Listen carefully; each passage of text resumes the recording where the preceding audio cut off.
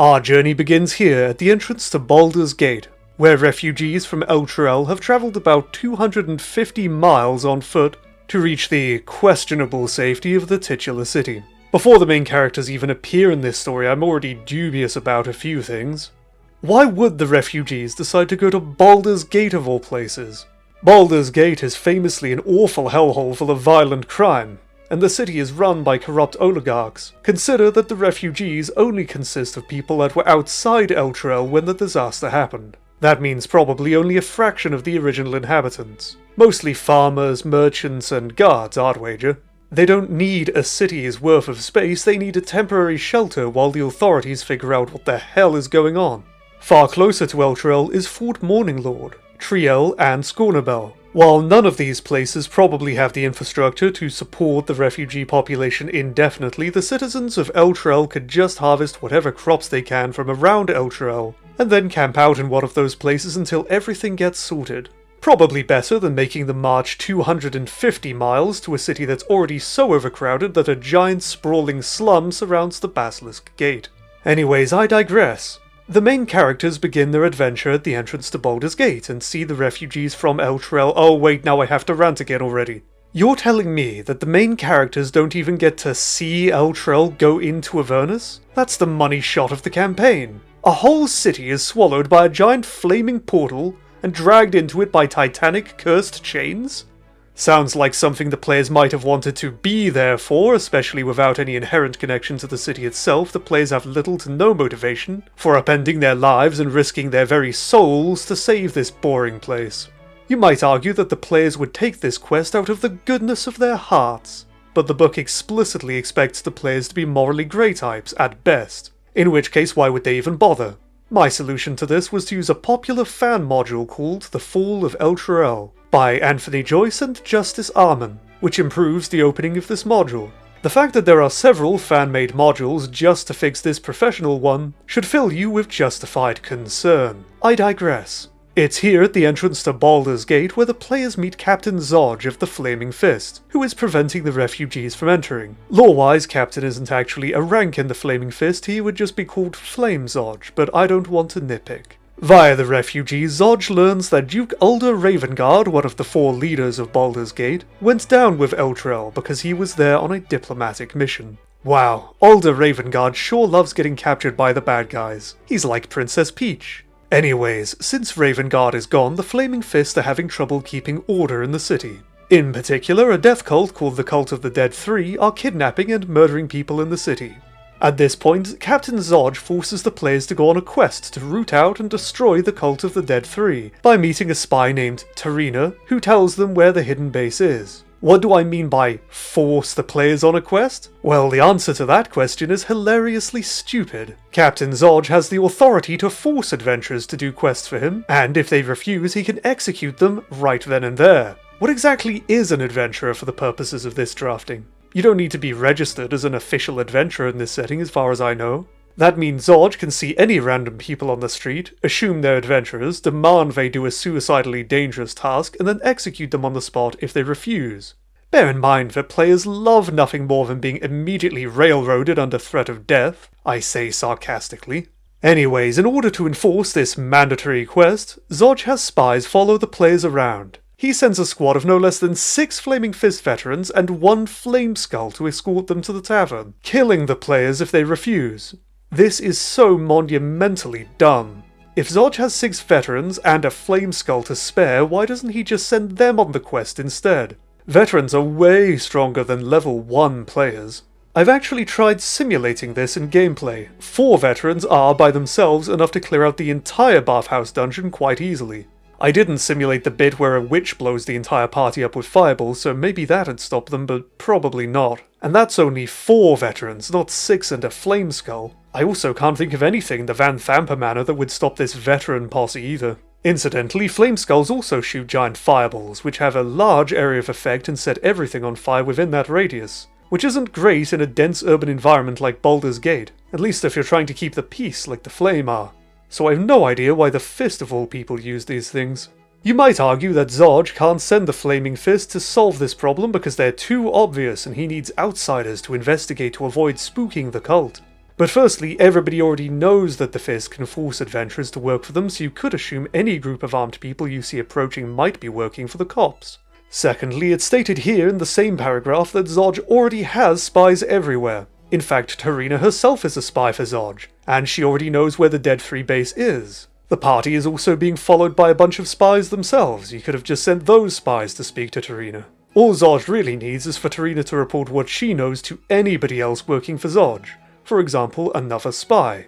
Then he could just raid the bathhouse, which incidentally only has one entrance, so the cultists would have no route to escape. By the way, Zodge also offers to pay the players for this. Why would he bother paying hundreds of gold to people he's already forcing to work at Swordpoint?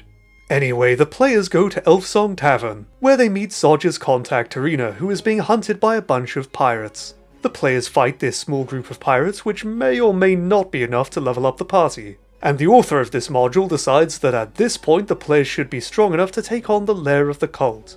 Are they strong enough? Absolutely not.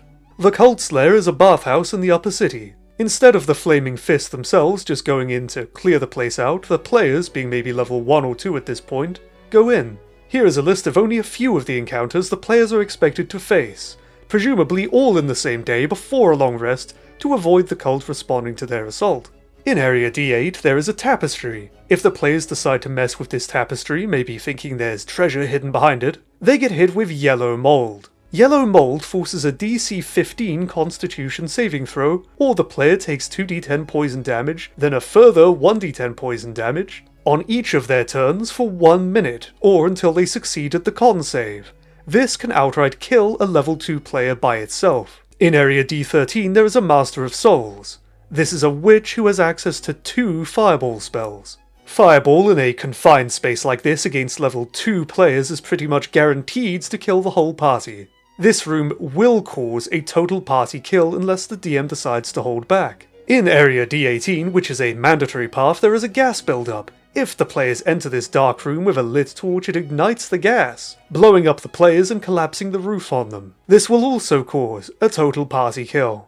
In Area D29, there is a Death's Head of Baal.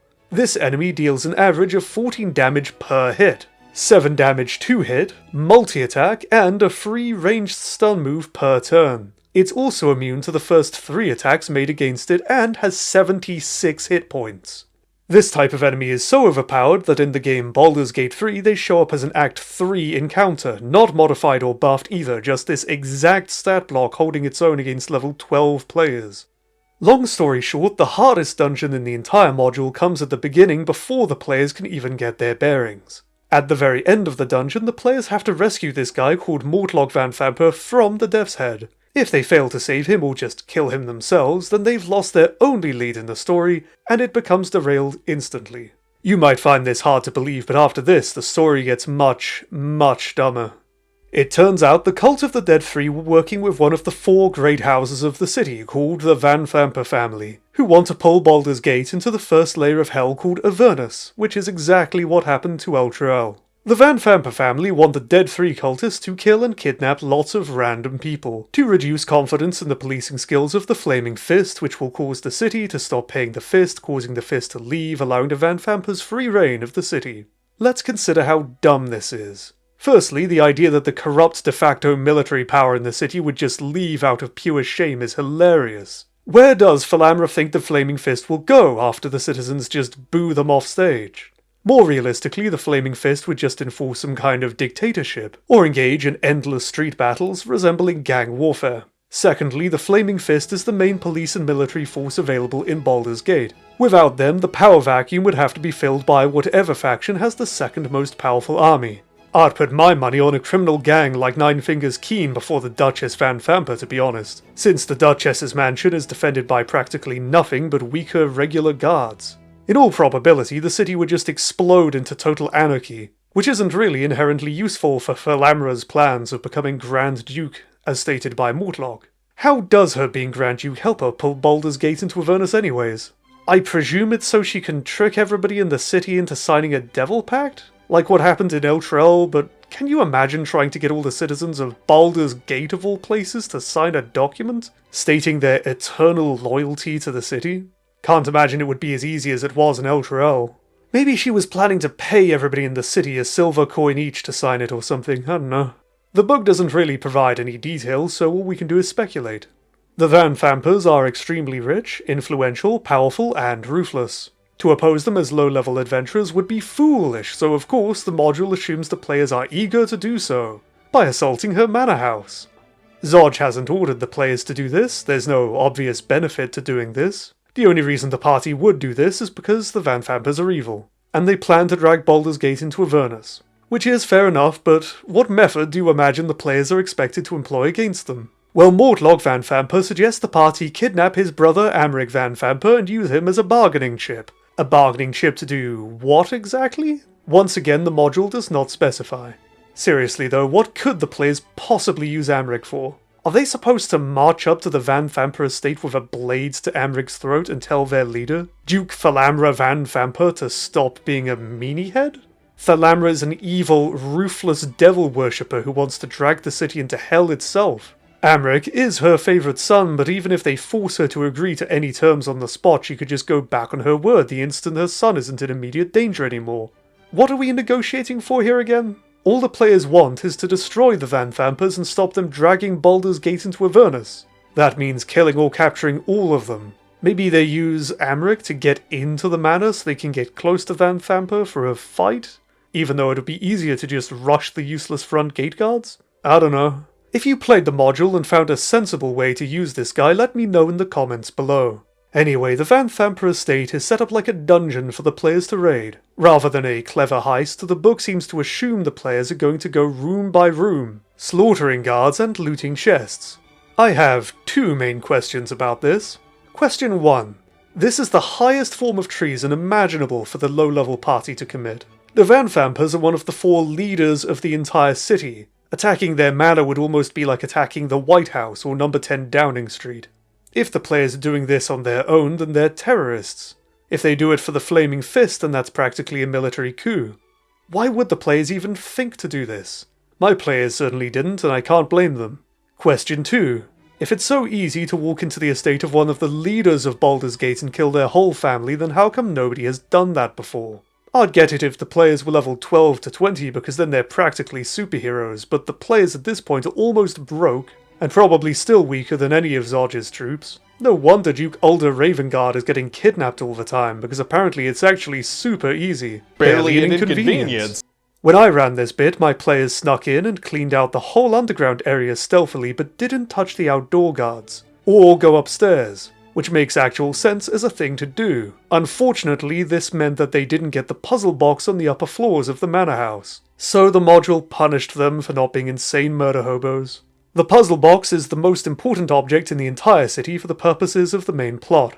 So if they don't find it, you gotta have the Flaming Fist guards raid the manor house and loot it on the player's behalf and then hand it to them, or the module is derailed again. After all this light terrorism, the leader of the Flaming Fist, Liara Porter, shows up and tells the players, and I kid you not, "Oh, hey, good job causing complete mayhem in my city. Here's some gold. Now you should go to Candlekeep so you can be teleported directly to Hell to save El Turel. Here are some supplies and horses. Bye-bye." Think about the absurdity of what the Flaming Fist commander just ordered them to do. She just told a small group of people that she just met to travel 175 miles south to use wizards to teleport directly to Hell to wrest control of an entire city from an archdevil. Potential risks involve having your soul tortured in hell for all eternity. Potential reward is seemingly non-existent. Agreeing to do this thankless suicidal quest is pivotal to the campaign. They will receive no help in this task, and the leaders of the city seem almost completely disinterested in the disappearance or potential reappearance of their largest neighbouring city. You might defend this story's brazenly illogical events and characters by saying that it's a whimsical high fantasy adventure, not a song of ice and fire, so I am simply putting too much thought into it like an insufferable nerd. But I would also like to point out that a great deal of the space in this book is dedicated to explaining Baldur's Gate political structure, economy, laws, and culture. This is not pulp media for children, it's a tabletop campaign designed for teenagers and adults. Besides, just because something is made for kids, that doesn't mean it needs to be nonsensical, poorly written dross. See Puss in Boots: The Last Wish and Avatar: The Last Airbender for only 2 good examples. So the players head to Candlekeep, a castle full of 20th level wizards who don't give a damn about anything other than books. Whole cities could get swallowed up, Tiamat could be rising from hell to conquer the world, but these guys only care if books are involved. If the players forget to bring a book here, they gotta take the 350-mile round-trip journey back to Baldur's Gate to grab a book. If the players cause trouble in Candlekeep, archmages spam Time Stop and upcast Cone of Colds to refrigerate their asses. Candlekeep is absurd, but I actually kinda like it for all its high fantasy nonsense. At Candlekeep, the players are supposed to take the puzzle box to a tiefling mage, who opens it to reveal the devil contract that started this whole business. The mage also burdens the players with an amnesiac flying elephant called Lulu, whose sole purpose is to torment our heroes for the rest of the campaign. When I ran this module, Lulu was more hated than any of the actual villains. Logically speaking, this mage should teleport them directly to hell to do the quest, but instead she pointlessly outsources the task to a different mage, who lives in a different mage tower in the middle of the ocean, who spends all of his time polymorphed into an otterman. There is no challenge or interest in this task, it's just a pointless diversion that takes up space in the book that could have been used far more gainfully. I can't for the life of me figure out why this otterman exists. Is this the author's thinly veiled fetish? Is it their OC? Did the writers just feel the players needed some levity before the misery of hell? One of my players got really stuck on this otterman. Months of gameplay would go by and he would just randomly mutter, "Why was that guy an otter though?" I had no answer for him. So a magical otterman teleports them into Elturel, which is somehow floating above the surface of Avernus but also tethered to it by chains. Why is it floating? It's rule of cool, I guess, I don't know. When the players reach the city of Elturel, it becomes apparent that starvation is a real issue in this city. Which makes sense, because if you account for the amount of time it would take for the refugees to reach Baldur's Gate, and the amount of time it would take for the players to reach this point, it's probably been the better half of a month with no agriculture. The first people the players meet in the city had to leave the safety of their basement due to starvation. There's a random event where there's a man who's willing to sell his soul just to feed his family. The designers of this module really want to drum home that lack of food is the biggest issue facing this city. Then you reach a massive basement where there's 100 poor people, all huddled in fear. Wow, that's a lot of mouths to feed. Hey module, how much food do they have? I said, module, how much food do they have? Oh, the module has no answers to that question. I guess starvation isn't that important then. A missed opportunity for a dramatic ticking clock in my opinion, which is why when the players asked about food supplies, I added Elturel running out of food as a looming threat.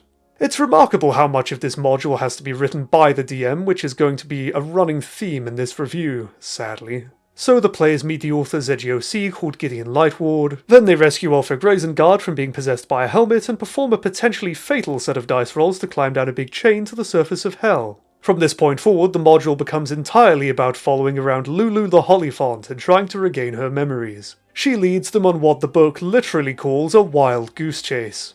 Somebody actually wrote the words wild goose chase in the book and didn't realize how annoying this would be. Anyway, first stop on Lulu's wild goose chase is Fort Knucklebone, a structure full to the brim with goofy comic relief characters. At this point it becomes extremely obvious to the players that the module was written when Mad Max Fury Road was super popular. The first person they meet at Fort Knucklebone is called Mad Maggie. A bit on the nose, isn't it? Before they can meet Maggie, the front door guards mess with the players in some non-specific way, because the writers could spare half a page to explain the Otterman, but not a few sentences to give examples of how to toy with our heroes. Fort Knucklebone itself is actually quite a fun location though. The players can optionally perform a few little quests here and there to make Maggie like them more, which comes in handy later. Maggie and her crew of goofy goobers help the players milk some exposition out of Lulu, who remembers that our heroes need something called the Sword of Zariel, to break the chains dragging Elturel into Avernus. Or perhaps it's to redeem Zariel, either one is useful for winning this module. She's pretty sure the Sword of Zariel is eastwards towards that hill over there. Right down the road, you can't miss it. Right down the road, can't miss it. Right down the road. Right down the road. At this hill, the players are level 7, so of course they're pitted against a large pack of Sturges and a CR13 fiend who's also riding a hell horse. This thing absolutely wrecked my players, leading to another player death. The fact that Lulu led them directly there, and worse that it was a pointless dead end, made my players begin to hate her, a sentiment that would only grow in the following dozen sessions. From here, the players are meant to follow a chain of clues and leads that eventually gives them the coordinates of the Sword of Zariel. Unbeknownst to the players, there are actually two narrative routes, the Path of Demons and the Path of Devils. Both of these paths lead to the Bleeding Citadel, which is where the Sword of Zariel is being kept. It is extremely easy for the players to derail either of these two plot lines by not behaving exactly as the writers expected. For example, the first stop on the Path of Demons has the players run into a crew of bearded devils, who will attack the players on sight unless they immediately try to negotiate with the devils. Why would the players try to negotiate with their fiendish assailants? Unclear, but if the players succeed at a persuasion check and pay one of their precious soul coins, the devils will tell them where the next step on the journey is. Obviously, my players just killed them all, leaving the party bewildered and scratching their heads as to where to go next. So they ended up at the Demon Zapper, where a Dao genie popped out from the ground and started casting a spell. You know what my players did? Summoned a small fiend directly below the Dao, tricking the Demon Zapper into shooting directly through the Dao, killing it instantly. This was a very, very clever trick the players pulled to instantly kill a decently powerful foe. Sadly, the spell the Dao was actually casting was Tongues, and it was about to offer them a plot hook. Once again, they were lost. There are a lot of options and directions that just aren't obvious to the players. There are several powerful beings the players can negotiate with to free Elturel, without even acquiring the Sword of Zariel. But their only lead is this blathering elephant creature who can't remember anything. So they end up wandering around looking for a plot to follow, desperate for engagement. My players eventually ended up at the obelisk, where they were punished for trying to engage with what appeared to be a puzzle. But actually, it was just random nonsense that damages the players no matter what. Luckily, the demon trapped inside the non-puzzle managed to give them a weird chain of leads to follow. While the players are driving their fantasy car around hell, oh yeah, by the way, Mad Maggie gives them a car at some point, literally a car, they're supposed to get attacked by various warlords who also have vehicles, so you can all simulate Mad Max car chases together. When do these warlords attack? Unclear. There's no random encounter chart in hell for some reason, so I made my own. In theory, there's nothing wrong with leaving decisions open to the DM, but in Descent into Avernus they don't even provide examples or suggestions. Descent into Avernus is more like a rough outline or a series of vague ideas and story beats loosely strung together, with little to no regard as to how the DM is supposed to actually make any of it happen. When the module does present a concrete gameplay idea, it's usually completely baffling. For example, a random mishap chart for vehicles. We don't get a random encounter chart for hell, but we do get this abominable chart, where almost every result is a minor inconvenience except a couple of them which are just brutally lethal. In particular, the Fire Tornado. Guess what my players got? The Fire Tornado. It insta-killed one of my players. Another example of the book being stingy with good examples was the Philosophy Vrock. A random encounter designed for Elturel, but I repurposed it for hell. The encounter states that the Vrock discusses philosophy with the players, without giving any examples of what philosophy it should discuss. Christopher Perkins apparently hoping most DMs are able to pull philosophy out of their arse on a moment's notice mid-session. So I wrote down my own script as seen here. The resulting scene was so obviously better written than anything in the actual book that as soon as the scene ended, my players remarked that for a minute it felt like some poor writer at Wizards of the Coast actually felt enough passion to write some good dialogue for once. Then I revealed to them that I wrote it, and my weenie felt very big for the whole evening as I radiated smug energy. Now I didn't just tell you that bit to brag. Well, obviously I was bragging, but not just to brag.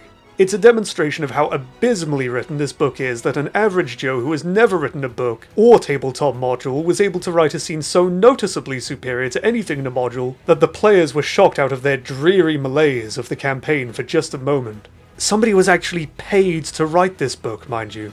My players followed the path of demons until they arrived at the crypt of the Hell Riders, where they had to perform a very specific set of actions to avoid being murdered by a CR-17 Death Knight and their two pet Gorgons. Luckily, they stumbled into the correct answer and befriended their would-be murderer. Finally, they arrived at the Bleeding Citadel, which, to be honest, is a pretty awesome dungeon. It starts out as a side-scrolling platformer with destructible terrain, then it transitions into a combat gauntlet where the party's resource management is put to the test, draining them of spell slots and abilities until they're scared rigid by a showdown with the archdemon Demogorgon. Post-editing markers here, it was actually Yanoku, not Demogorgon. I don't know why I said Demogorgon. The encounter with Demogorgon is actually toothless, but if they're not spoiled for how they'll be bailed out of it at the last minute, the party can become convinced the end is nigh. I love it.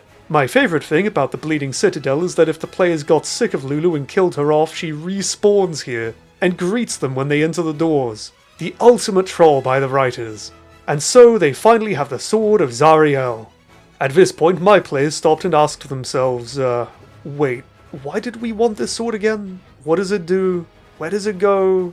Lulu helpfully reminded them that the sword can cut the chains tethering Elturel to the underworld, but that she would prefer they use it to redeem Zariel. They asked, where is Zariel anyways? And Lulu said, she'll always be where the fighting is fiercest, which I quoted from the book. My players correctly discerned that this meant the big-ass battle going on at the shores of the Styx, and the module assumes the players will wade into the maelstrom of fiendish violence to get to Zariel. In fact, this is the only ending encounter actually detailed in the book. This is stupid for two main reasons. Number 1. Early in the campaign, falling into this battle from any height was considered instant death for a player. It now isn't for some reason. I guess because they're higher level or something. Number 2. Why would the players want to charge into an active war zone between demons and devils when there's literally any other alternative option? I understand that the writers can hardly predict every way that this campaign might end, since there's so many ways this can go, but as usual they assumed the players would choose the most suicidally illogical thing to do. So after breaking the chains on Elturel, my party decided to wait for Zariel at her home, which kind of makes sense. It was the giant flying fortress they saw coast overhead earlier on in the campaign. This is a great classic staging ground for a final confrontation. A fiendish doom fortress looming over the whole of Avernus. It even includes a flat top to act as a boss arena. The obvious place for a dramatic finale. There's just one problem with that. The module doesn't assume the players are ever going to come here. There's no battle maps, no loot, no plotline. The writers made a giant flying fortress float over the player's head and then dock itself over the Styx. But they assumed the players wouldn't be the least bit curious about it. There's some lacking descriptions in here about their guard itinerary, and a few of the rooms, but that's it. So once again, I have to get to work mapping the place out for myself, doing the work of the book's authors. After the players slaughtered all of the guards in the fortress, I had Zariel show up to confront them. I do enjoy that the module provides an opportunity for a fully happy ending, where the players convince Zariel to seek redemption. And I also like that the difficulty of the persuasion check can be reduced depending on who you bring with you. The players concocted a great argument as to why she should put down her weapon and be redeemed. They just barely met the DC for the persuasion check and got their happy ending. The end. In conclusion, I'm not sure the writers of this module have experience actually running games of Dungeons & Dragons in real life, nor do I think they write stories in general. Descent into Avernus is so riddled with plot holes it's like a fever dream that gets derailed the moments don't adhere to the specific and illogical set of actions that the writers envisioned. Obviously, no module can truly avoid derailment due to how much free will the players in a TTRPG have, but I'd appreciate it if the module accounted for the most likely or sane set of player behaviors, rather than assuming that the players are flip-flopping between murder hobo rampage and diplomatic pacifism to save a city that they have no reason to give a damn about. As for the fill-in-the-blanks parts where they intermittently give up on writing the book, I'd appreciate it if Wizards of the Coast wouldn't sell me a book that they aren't done writing yet. These books aren't cheap, and I had to fill in at least a third of the content for myself, which rather defeats the point of even buying the book. You may as well just write a campaign yourself, really. In fact, I fully support you doing that. This book convinced me to never buy a module again. This was the first module I ever ran, and it will be the last.